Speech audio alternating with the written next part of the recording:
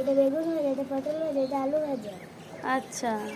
হঠাৎ করে ছোট ছোট ভাই বোনদের গলার আওয়াজ পেয়ে দরজা খুলে দেখলাম তারা বারান্দায় বসে বসে তারা রান্নাবাটি খেলা খেলছে, ঠিক ছোটবেলায় যেমন আমরা খেলতাম। তাই ওদের সাথে একটু গল্প করছিলাম।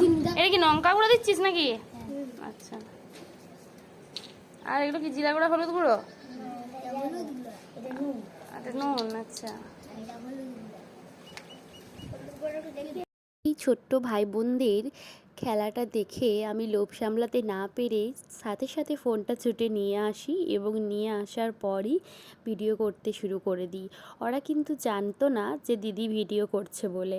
আমি যেভাবে ওদের জিজ্ঞাসা করছিলাম ওরা সেভাবে উত্তর দিচ্ছিল। এত সুন্দর লাগছিল, আমি ভাবলাম যে এটা একটা ভিডিও না করে রাখলেই নয়, আর তোমাদের সাথে না শেয়ার করলেই নয়। তোমরা ছোটোবেলায় কারা এরকম একসাথে বন্ধুরা মিলে, ভাই বোনেরা মিলে একসাথে এরকম রান্নাবাটি খেলা খেলতে? অবশ্যই কিন্তু কমেন্ট করে জানাবে। দেখছো আমার ভাই বোনেরা কত রকম রান্না করছে, আবার ওইদিকে ওদের কোল্ড ড্রিঙ্কস তৈরি হচ্ছে, বিভিন্ন জুস তৈরি হচ্ছে। খুব ভালো লাগছে তাই না? চলো আরও দেখে নিই।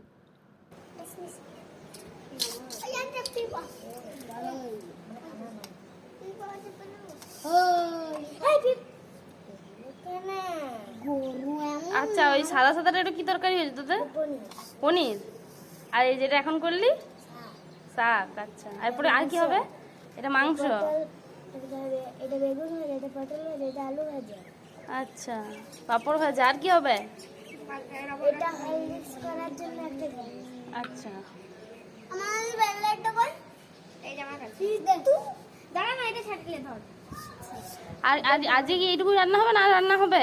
হবে চাটনি, পাপড়, মিষ্টি গুলো, এই মিষ্টি গুলো। আচ্ছা, চাটনি, পাঁপড়, মিষ্টি আছে ফ্রিজে নাকি? আচ্ছা। ব্রেডে চা।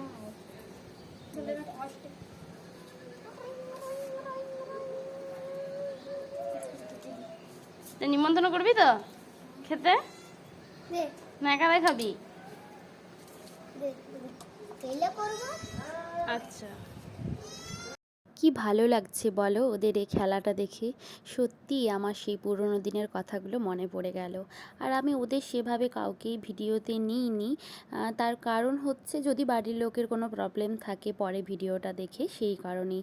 আমার কিন্তু পুরনো দিনের স্মৃতির কথা মনে করেই আমি ভিডিওটা তোমাদের সাথে শেয়ার করলাম। পাঁপড়টা দেখাতো, যাই ওকে পাঁপড়টা দেখাতো, পাঁপড় বানিয়েছে দেখো।